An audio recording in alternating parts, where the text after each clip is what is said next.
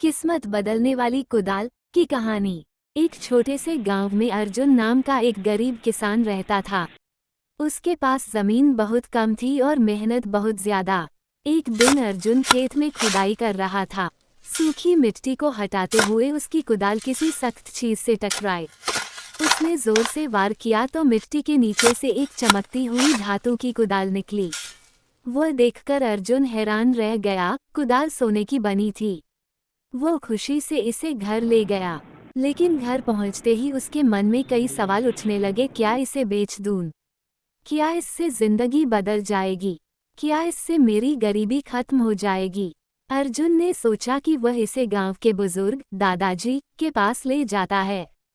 दादाजी बहुत बुद्धिमान और अनुभव वाले व्यक्ति थे। अर्जुन ने पूरी बात उन्हें बताई और पूछा, दादाजी, क्या मैं इसे बेच दूं? दादाजी मुस्कुराए और बोले, सोने की कुदाल मिलने से जिंदगी में सच में बदलाव आ सकता है, पर यह इस पर निर्भर करता है कि तुम इसका उपयोग कैसे करते हो। अर्जुन समझ नहीं पाया। दादाजी ने कहा, अगर तुम इसे बेच दो तो तुम्हें पैसे मिलेंगे, लेकिन पैसे ज्यादा दिन टिकते नहीं। अगर तुम इसे अपने पास रखकर काम करोगे तो ये कुदाल तुम्हारे मेहनत करने का तरीका बदल देगी।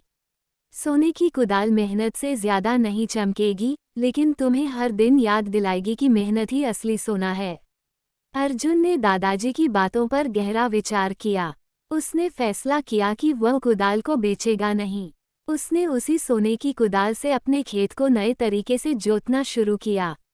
गांव के लोग ये देखकर हैरान थे, लेकिन धीरे धीरे उसका खेत पहले से दोगुनी फसल देने लगा, क्योंकि अब अर्जुन और भी लगन से काम कर रहा था।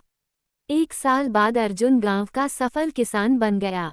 अब उसके पास पर्याप्त धन था, लेकिन उससे भी बड़ी बात उसके पास आत्मविश्वास और मेहनत की असली ताकत थी।